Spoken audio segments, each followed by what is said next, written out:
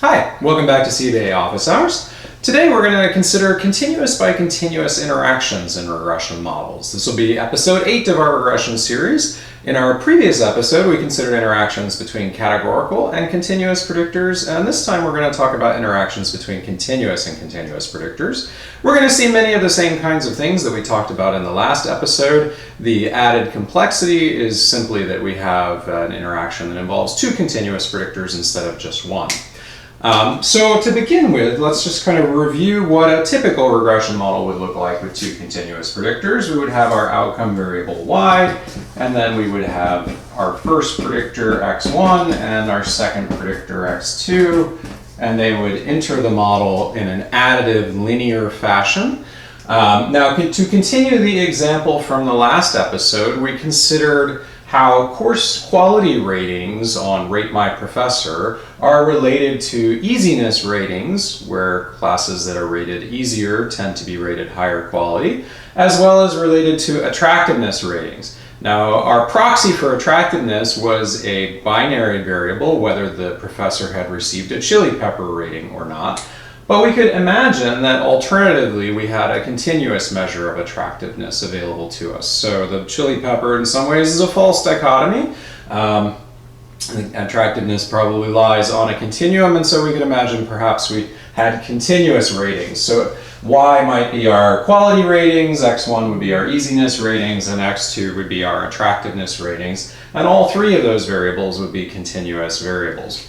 All right, so as they enter here in an additive fashion, we're saying that the effect of easiness, right, is beta 1, and the effect of attractiveness is beta 2. But there's no, there's no dependence of one effect on the value of the other variable. So it doesn't matter the level of attractiveness. Easiness always has a beta 1 effect. It doesn't matter the level of easiness. Attractiveness always has a beta 2 effect.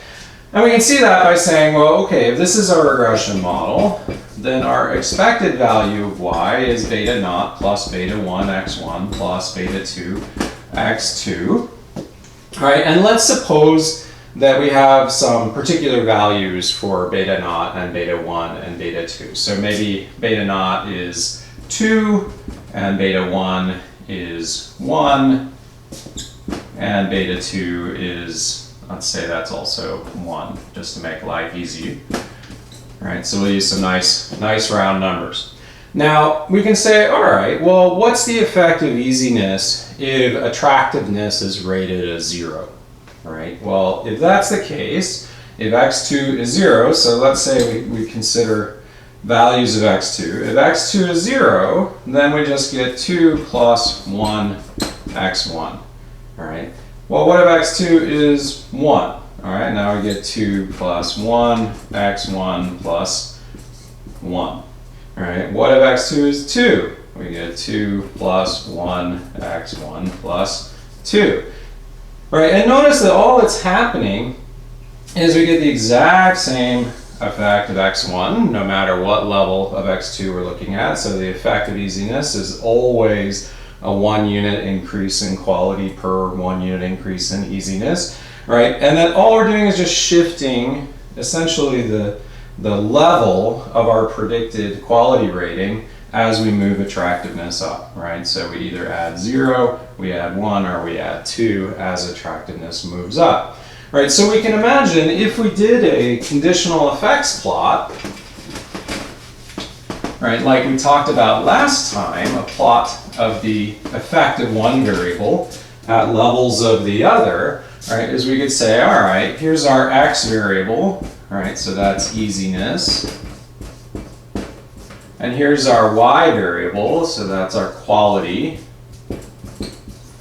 All right, and we could say, well, what would we get for our regression lines? Well, we'd start at 2 and have a slope of 1, so we go up here to 2, and then we have a slope of 1 for this first line. So if x2 is 0, that's the line we would get. Well, what if x2 is 1? Okay, well, we get 2 plus 1, so we're just going to come up here to 3, right? But we have the exact same slope, right? So again, we have a slope of 1.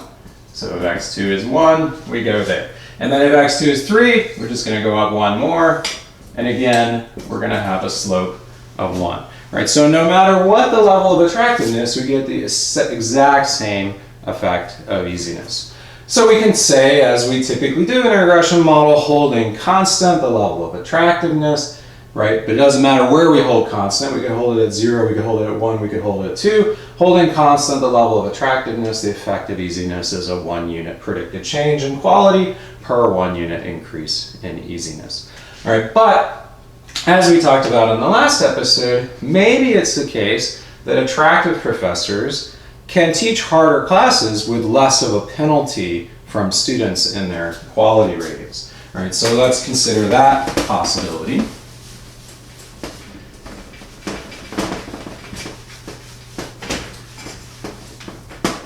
So now we're going to move to a regression model where we've got an interaction effect. And just like we saw in the prior episode, we include interactions through products. We'll add the arrow on there. Right, so we're going to calculate the product of x1 by x2, and we're going to include it as another predictor in our regression model. So now we're going to have a third slope here, beta 3, associated with that product interaction. And this particular kind of interaction model is referred to as a bilinear interaction, and we'll see why in a moment, but what it implies is that the effect of x1 is linearly changing as a function of the value of x2 and vice versa. And we'll see that more in a moment, but it's a particular kind of interaction referred to as a bilinear interaction, or more simply just as a product interaction. So by entering this interaction effect, we're going to allow the effect of easiness ratings to vary depending on the level of attractiveness of the professor. So we're not going to say, holding constant attractiveness, this is the effect of easiness, as we would if we just had a bunch of main effects. Instead, the effect of easiness is going to depend on where we hold constant attractiveness. At what level of attractiveness are we examining that effect, right? And so we can see that is our expected value, right? It's just going to be a function of these regression coefficients.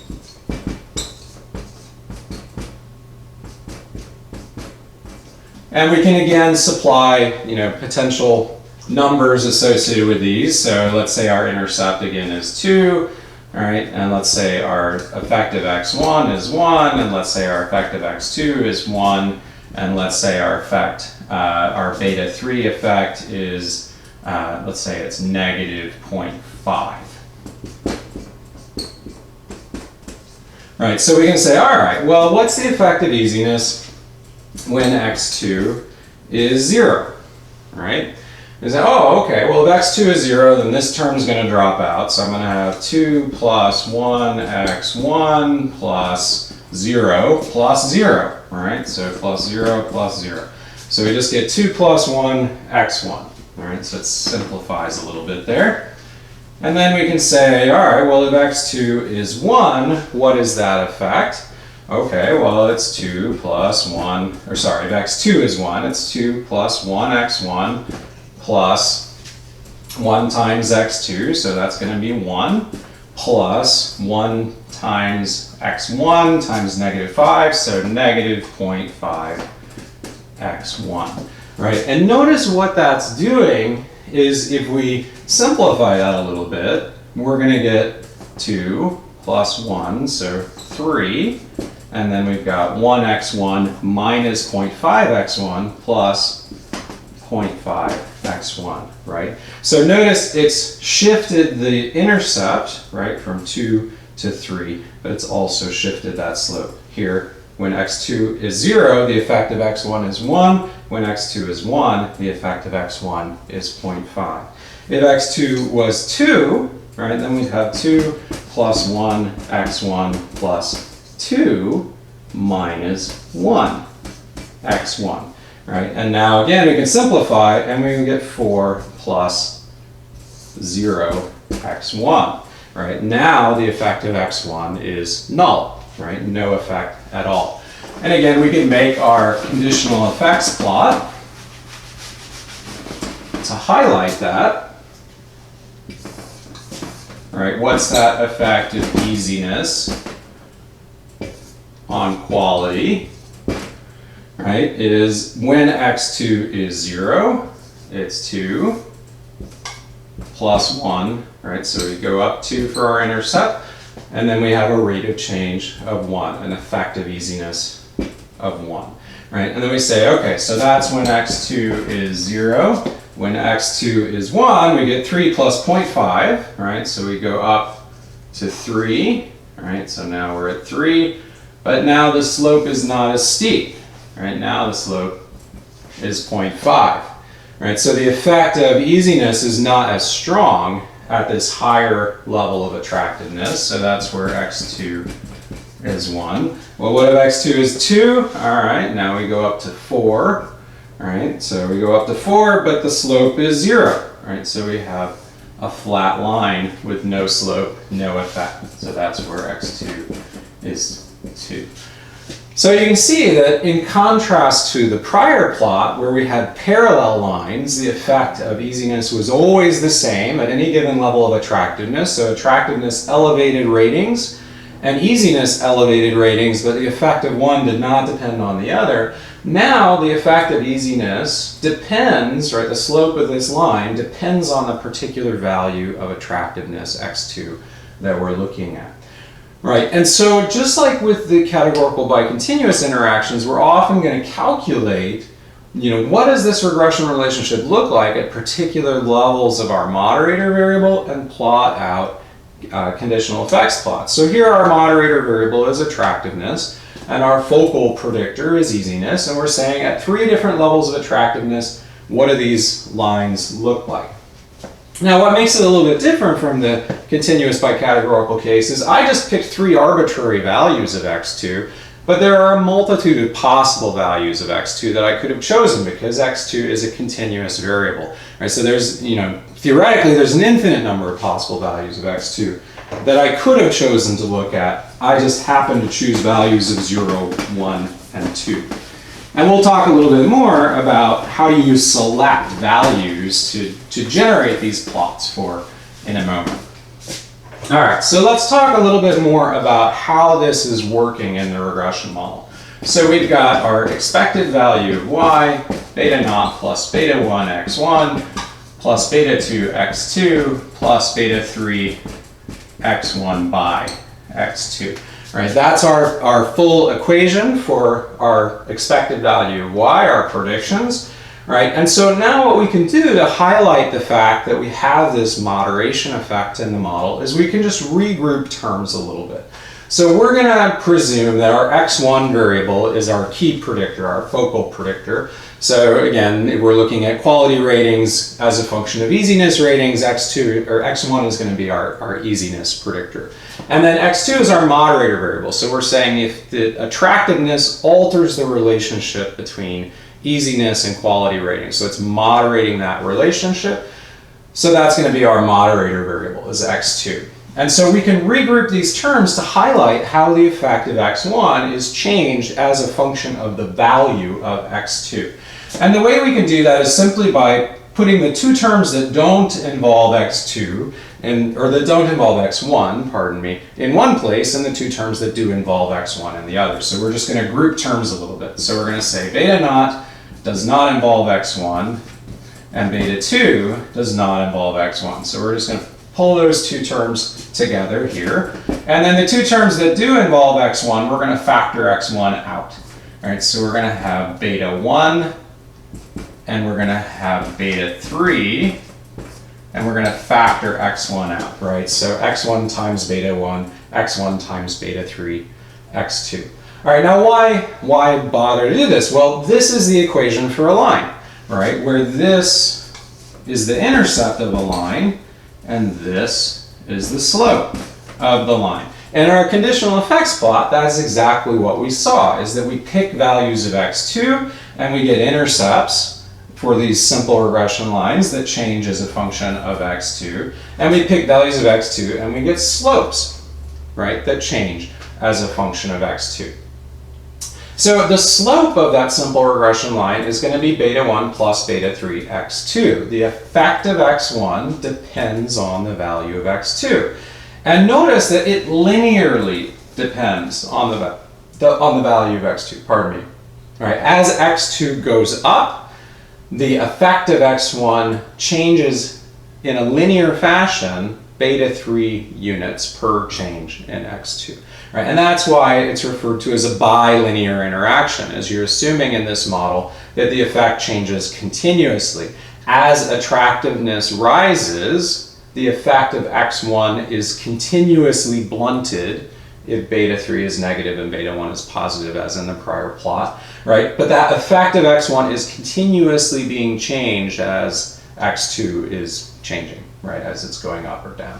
Right, and it's referred to as bilinear because product interactions are symmetric, is we could have just as easily, right, so here we viewed x2 as the moderator and x1 as the focal predictor, but we could have just as easily regrouped terms in the other direction, where x2 is our primary predictor of interest and x1 is our moderator, right, and we could have done that, right, so here our focal predictor is x1, right? But we could have alternatively declared x2 to be our focal predictor and regroup the terms as beta naught plus beta 1 x1 plus beta 2 beta 3 x1 times x2. And again, we would have an intercept, right, and a slope that would define, right here we have the regression line of y on x1 as a function of x2. Here we have the regression lines of y on x2 as a function of x1. So we could pick values of x1 as our moderator to get the simple effect of x2. Right? So it's a symmetric interaction, just as the effect of x1 is linearly changing with x2, the effect of x2 is linearly changing with x1. Hence it's a bilinear interaction. Okay, so we've seen, I'm going to go back to just focusing on x1 as the focal predictor, but again, it's arbitrary. You can go either direction. We've seen that we can regroup these terms to highlight the intercept and slope in our conditional effects plot, right? So here we'd have x1, here we'd have y, and we can, based on the numerical estimates of beta naught, beta 1, beta 2, and beta 3, we can calculate at a low level of x2, what does that line look like? At a medium level of x2, what does that line look like? At a high level of x2, what does that line look like? All right, so we've seen we can, based on those numerical estimates, we can calculate this conditional effects plot. All right, so this would be a conditional effects plot that we might get if beta 1 and beta 2 were both positive effects, but beta 3 was a negative interaction effect. So the positive effect of easiness is being blunted as attractiveness goes up. It has less of an influence on your quality scores. You can teach a harder class if you're an attractive professor without as much of a penalty. All right. So in our conditional effects plot, we can calculate, oh, okay, well, at any given level of x2, what is this? At any given level of x2, what is that? And that's going to be our intercept, right? And that's going to be our slope. So we want to get these slopes and we want to get these intercepts. And just as we saw in the categorical by continuous interaction video, we can calculate at various levels of x2 what are our estimated intercepts and slopes. All right, so at a given level of x2, we can say what's our b1 plus b3 x2 estimate, right? So we get our estimate of beta 1, that's b1, we get our estimate of beta 3, that's b3, and then we can calculate this linear combination of coefficient estimates, right? Plugging in whatever particular value of x2 we're interested in. In the categorical by continuous case, right, our moderating variable is a grouping variable, so we just plugged in 0 or 1 here. But in the continuous by continuous case, we've got to think about, well, what are reasonable values to generate our conditional effects plot and to calculate these simple slopes. And then, of course, once we calculate them, we also will calculate their standard errors and do t-tests on them to see, all right, you know, here we have a fairly positive slope, maybe that's statistically significant. Here it's not as positive, is it still statistically significant? And here it's functionally close to 0, it's probably no longer significant there. But where is it significant and where is it not? If we find that our test of beta 3 is significant, we know the slopes of these lines are all different from one another, but we don't know which line has a slope that's different from 0. So we often follow up that overall interaction test by saying, well, which of these simple slopes is significantly different from 0 in its effect? All right, but the tricky part is, what is high, medium, and low, right, for x2? And really, we don't even need to select just 3 values. x2 is a continuous variable. So we're imagining we have continuous attractiveness ratings on Rate My Professor, and we use that as a predictor. There's an infinite number of possible values we could select at which to generate a conditional effect and put it on the plot and do a significance test of that simple slope. So why choose 3? Well, early on, in texts that talk about probing interactions in regression models, so a classic would be the Aiken and West text that talks about probing interactions. Early on, people said, well, 3 seems like a reasonable number to get an idea of what an interaction looks like. And for high, medium, and low, we often choose the mean for medium, right? So we say, well, whatever that mean of x2 is, we're going to make that our medium value. So we'll just calculate the mean in our sample for x2, and we'll plug that in here and get our intercept and get our slope and plot that out at the mean. And then for high, we often take the mean plus the standard deviation, right, of x2. So we would calculate both the mean and the standard deviation, add the standard deviation, right? So we're now a standard deviation above the mean in the distribution of x2, and that's how we're going to define high. And then often for low, we take the mean minus the standard deviation, right? And one thing that's kind of nice about that convention is because we're going the same distance above the line, above the mean for high, and below the mean for low, these 3 lines will be symmetric. So you can kind of imagine this middle line is a mirror, and the top line is going to be the mirror image of the bottom line. It's going to be reflected about that middle line. So that's kind of nice. You can see right away when you make a conditional effects plot using the mean plus or minus a standard deviation. If it's not symmetric, then you know you screwed something up somewhere. You got to go back and check your calculations. So typically those are the values you'll see people use when they do continuous by continuous interactions, is they'll select their moderating variable, all right, so here that's attractiveness x2. For their moderator, they'll plot out the effect of the focal predictor at high, medium, and low, high, medium, low being defined as the mean plus or minus the standard deviation. No reason you have to do it that way. If you have other values of the moderating variable that you're particularly interested in, you can absolutely do those instead, right? You could do, the 10th, 25th, 50th, 75th, and 90th percentiles, or you could do 5 lines. There's no reason you're stuck with 3, and you don't have to base it on the mean and the standard deviation. You could base it on percentiles.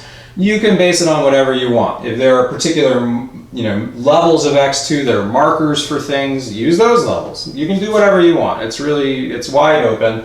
But most of the time, we don't really have a good basis to select particular levels of x2 as our moderating variable, and so we just often do the mean plus or minus a standard deviation.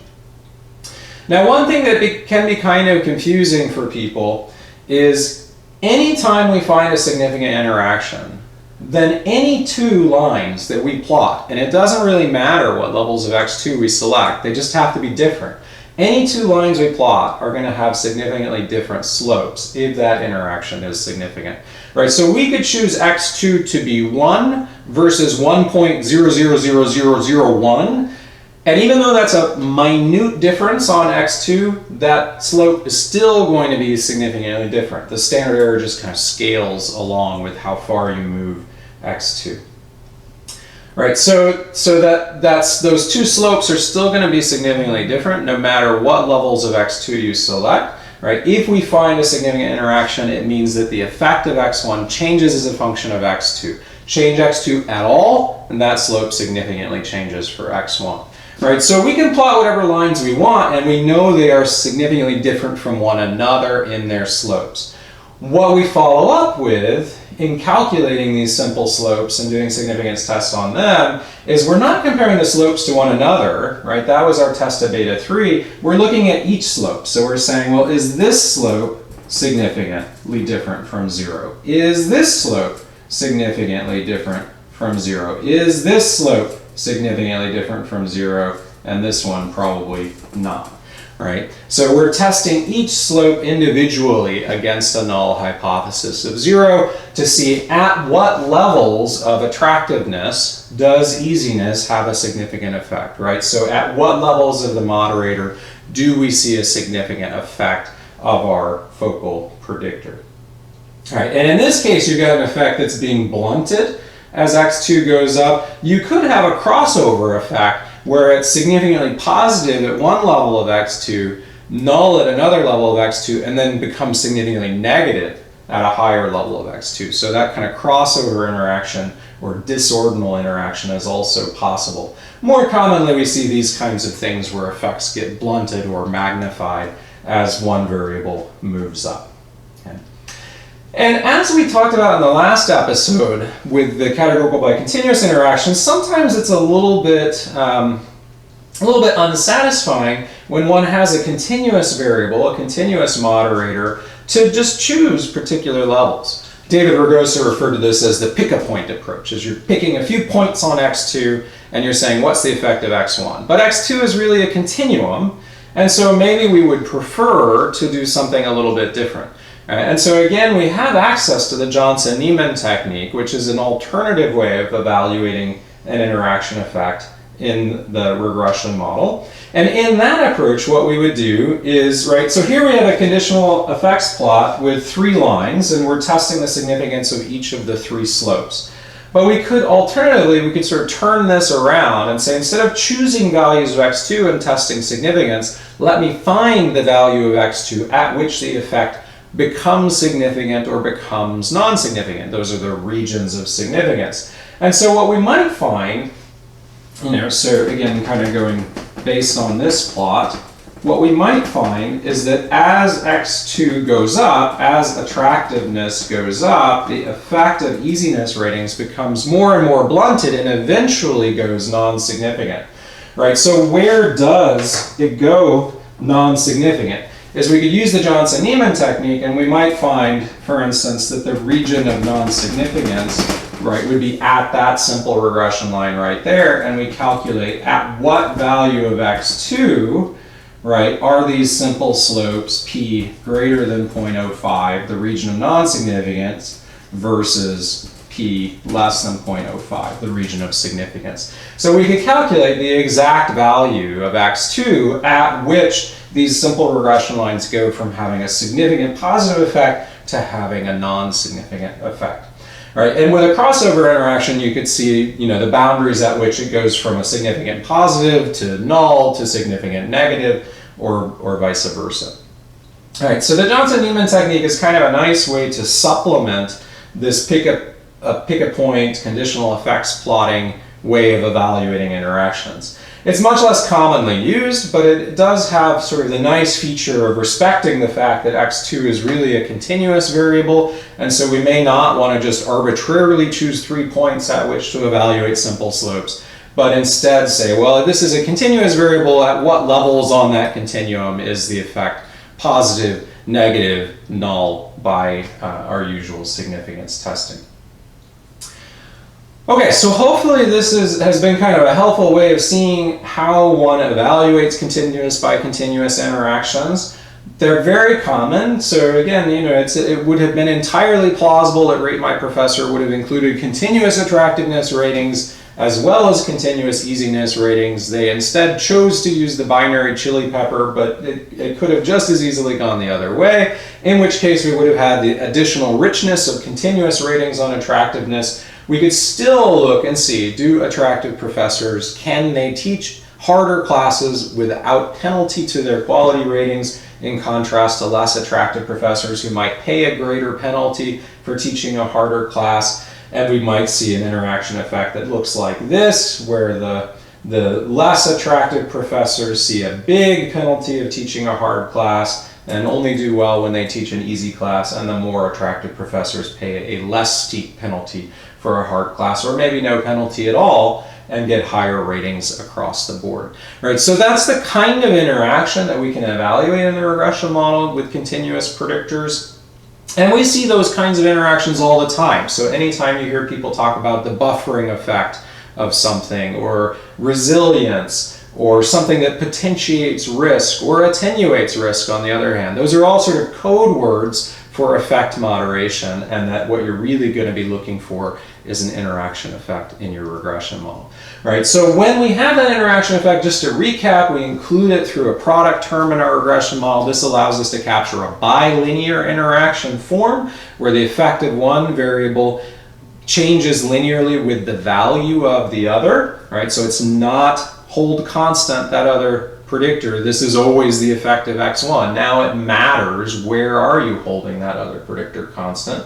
Right, so we get this bilinear form where the effect of one predictor linearly changes with the other.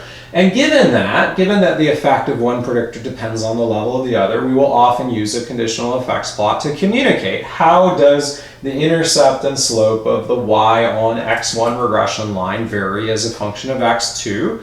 Right, so we generate our conditional effects plot by choosing particular values of x2, right, high, medium, and low, mean plus or minus a standard deviation being most common. And then if we're interested, we can evaluate with the Johnson-Niemann technique at exactly what level of x2 does that simple slope become significant or non-significant. Now, one last little tip is that when evaluating these kinds of interactions, it can be very handy to center your predictors prior to the analysis, meaning you mean deviate them. So you would calculate x, your x1 would be the original variable minus its mean, your x2 would be the original variable minus the mean. Why might you do that? Well, notice then that these x bar 2's would all become 0. It makes it easier to calculate and interpret your simple effects, your conditional effects plot. And it also makes those lower order terms beta naught and beta 1 more interpretable, because then that would be the simple intercept and simple slope when x2 is at the mean of 0.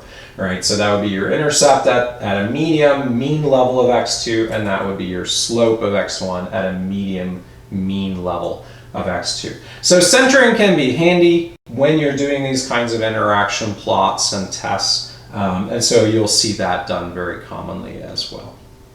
Okay, so that's it for this episode. Hopefully it gives you a pretty good idea of how to go about evaluating these kinds of interactions in regression models, conveying them, communicating them through conditional effects plots and tests of simple slopes, and potentially using the Johnson-Niemann technique. All right, thank you for your time, and I will see you next time.